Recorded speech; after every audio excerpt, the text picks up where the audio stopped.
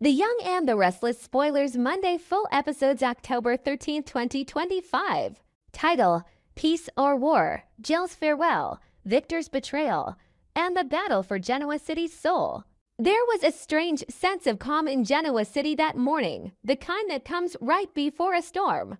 At the Grand Phoenix, Christine Blair and Danny Romolodi were sitting quietly in the corner of the cafe, watching as Lauren Fenmore and Michael Baldwin sat opposite each other. Eyes locked but hearts hesitant. The couple had been through countless storms of affairs, betrayals, courtroom dramas, and the constant pressure of business rivalries. But this time, it wasn't about pride or ego.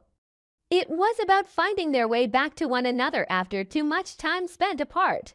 Christine and Danny had planned the encounter carefully, knowing that Lauren's stubbornness could only be matched by Michael's sense of guilt. They had both seen too many relationships fall apart in this town because of unspoken words, so this time, they decided to interfere for a good reason.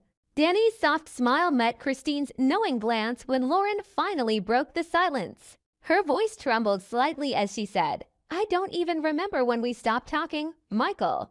I just remember waking up one day and realizing you weren't really there anymore." Michael, always eloquent in court, found himself speechless now. His hand reached out instinctively, brushing against hers. "Maybe I was scared to be," he said quietly. "Scared of what we might lose if we admitted we were broken." The simplicity of the moment was what made it powerful. When Christine whispered, "Maybe what's broken can still be beautiful," it was enough to dissolve the tension that had built up for months. The room fell away, and Michael kissed Lauren a long, genuine, tearful kiss that spoke of forgiveness, not perfection. Danny smiled. "Mission accomplished," he murmured. It was one of those rare moments in Genoa City where love actually triumphed, even if only for a fleeting second. Across town, however, in the sleek halls of Jabot Cosmetics, Jack Abbott wasn't feeling the peace that Lauren and Michael had just rediscovered. He stood by the window in his office, staring out at the skyline of the city that had given him everything and taken just as much. His phone buzzed, and his assistant's voice came through softly. "Jill Abbott is here to see you." The name alone carried weight. Jill was not only a former partner in business and in friendship, but a complicated presence in Jack's life. She had fought beside him, against him, and sometimes both at the same time. As she entered, Jack could immediately sense something was off. Jill, usually composed and sharp-tongued, looked pale and tired, though her eyes still held that familiar spark.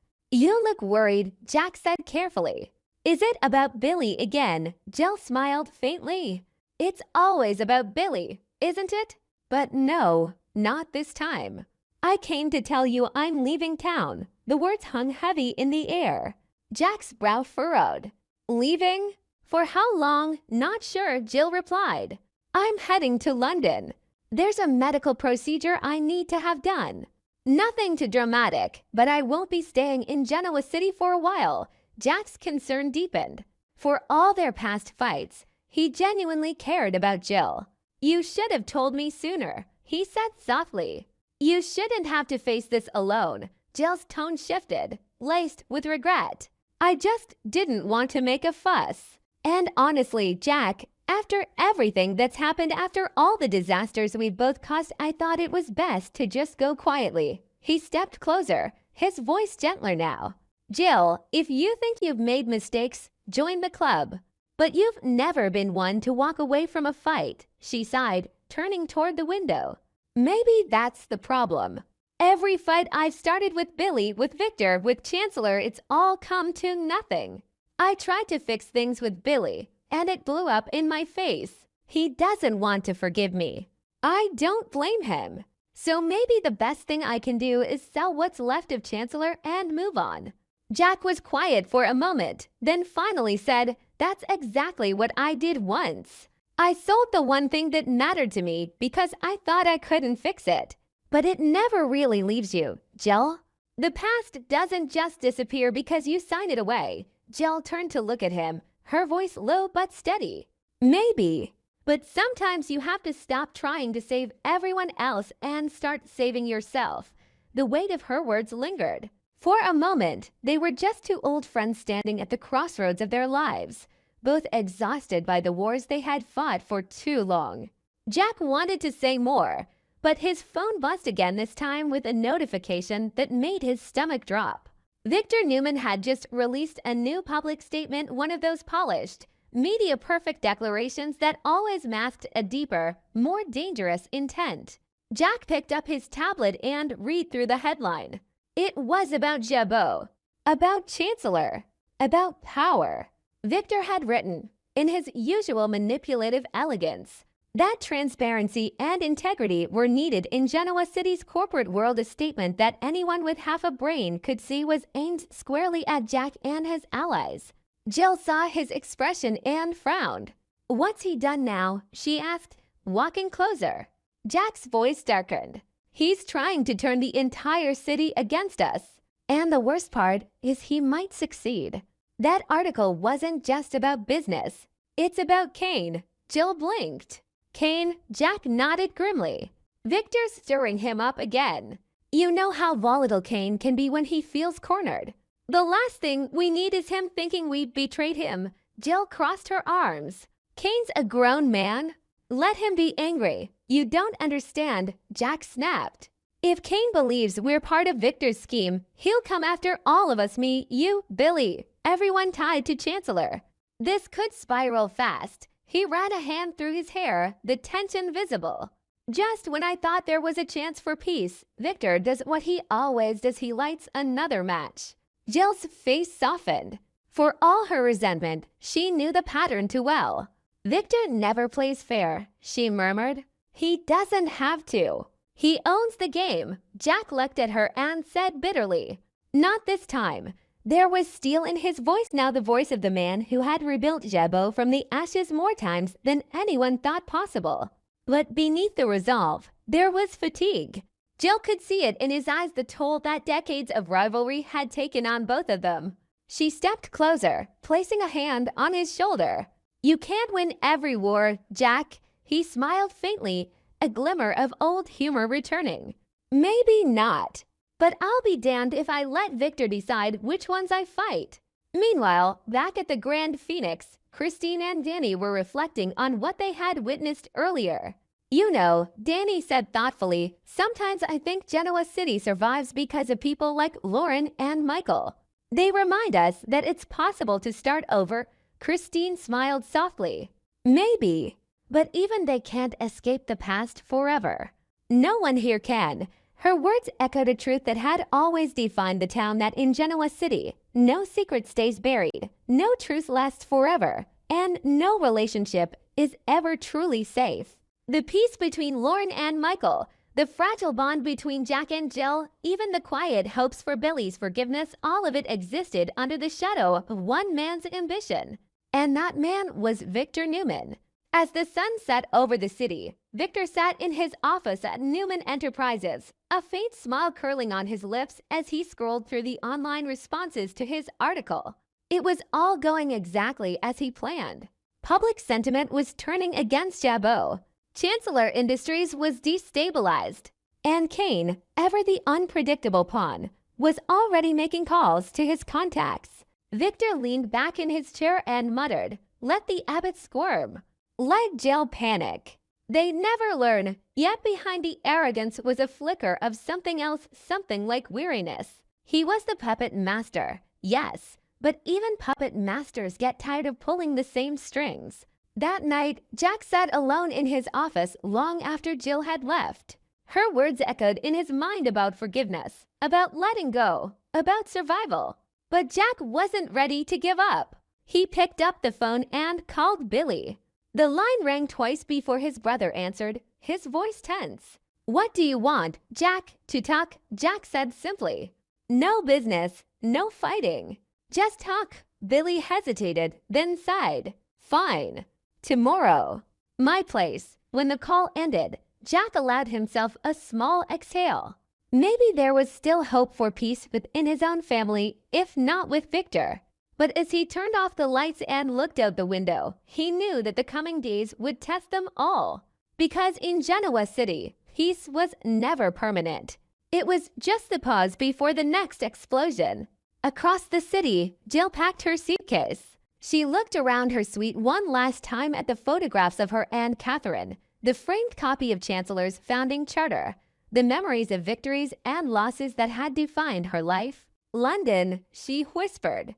Time for a new fight. But even as she zipped up the bag, she knew she wasn't leaving for good. People like Jill Abbott never really left Genoa City. They just took a breath before coming back stronger. And somewhere far from all of them, Kane Ashby sat in his office, staring at Victor's article on his laptop screen. His jaw tightened. "So that's how it's going to be," he muttered. "You think you can use me, Victor? You're wrong." He picked up his phone and started dialing. Whatever came next, it was clear that the so-called peace Jack hoped for was already over before it began. In Genoa City, every apology was a prelude to betrayal, every reunion a countdown to war, and this time, the battle lines were being drawn not just between companies, but between hearts. Genoa City was wrapped in an uneasy calm the morning after Jill Abbott's visit to Jack at Jabot. The sun shone, but it fell false like a spotlight on a stage where the actors were still deciding whether to play love or war. Jack had barely slept. Jill's confession about selling Chancellor had left him restless, torn between admiration and fear. He knew Jill's courage ran deep, but so did her guilt. Her voice was softer than usual, stripped of the arrogance that had long defined her. "Jack," she said, "I wanted to tell you something before I leave." He leaned back in his chair, sensing the weight of what was coming. "Go on," he said quietly. "It's about Kane. I made him realize he owes Lily and the kids more than just apologies. He needs to make things right, really right." There was a pause before she added, "He's terrified, Jack. Terrified that all those whispers about Colin being a fraud, about the fortune being tainted, that they might be true. Kane's starting to believe that everything he built rests on a lie." The word struck Jack harder than he expected. "If Kane starts believing that," he said slowly, "then we're in for another storm." Jill sighed. "Maybe. But maybe this time it's the storm he needs. He can't keep living in denial." "None of us can." Jack could hear the fatigue in her voice, the quiet resignation of a woman who had fought too many battles and carried too many secrets. When she hung up, he felt the familiar ache of helplessness, the kind that came not from business losses, but from watching people he cared about unravel under the weight of truth. Meanwhile, across town, the jazz club hummed with the soft rhythm of piano notes and whispered conversations. It had always been a haven for old friends and dangerous reunions, and tonight would be no different. Christine Blair's still cricket to those who knew her heart arrived early, her mind drifting between the upcoming wedding and the chaos surrounding her friends. She was lost in thought when she turned and nearly collided with Danny Romolodi. "Danny," she gasped, a smile breaking through her surprise. "What are you doing here?" He chuckled. "I could ask you the same thing." "I'm meeting Michael Baldwin tonight." She blinked. "That's funny." "I'm meeting Lauren." Danny grinned, sensing fate's gentle mischief. "Then I guess we're about to have a very interesting evening. Why don't we make it a table for four?" Cricket hesitated, then laughed softly. "You always did love a dramatic setup. Old habits," he said, leading her toward the corner table they used to share during their touring days. The memory felt warm, fleeting, but comforting. But warmth has never lasted long in Genoa City. Moments later, Lauren Fenmore entered the club, her heels striking the floor with purpose, her face a portrait of anger barely contained. Michael followed a few steps behind, his usual confidence faltering under her icy glare. "Lauren," Danny called out, rising to greet her. "Join us." Her answer was sharp. "Not if it means sitting next to my husband." The word husband came out like a curse. Danny froze mid-step, and Cricket's smile faded. "What's going on?" Christine asked, glancing between them. Lauren's voice trembled, not with weakness, but with outrage. "What's going on is that Michael has been lying to me again. He's been meddling in one of Victor Newman's schemes. And when I found out, he tried to twist it as if he was protecting me." The room seemed to hold its breath. Michael's jaw tightened, his voice low but firm. I wasn't lying. I was trying to prevent a disaster. You don't understand, Lauren. Victor's been pushing everyone, Jack, Jill, Kane, into chaos. I stepped in because someone had to stop it. Stop it, Lauren snapped. By keeping me in the dark. By becoming his accomplice. Her tone cut through the jazz music like glass shattering on tile. You think protecting me means betraying me. Danny and Christine exchanged an uneasy glance. This wasn't just a marital spat, it was another eruption in the fault line that always ran beneath Genoa City's most passionate couples. Christine stood up slowly, her voice calm but firm. Okay, both of you. This isn't the place. Danny nodded, stepping between them. Come on. Let's take a breather before the club becomes a courtroom. He gently guided Michael toward the bar, while Christine led Lauren outside to the terrace. The night air was cool, but Lauren's anger still burned. Christine waited until her friend's breathing slowed before speaking.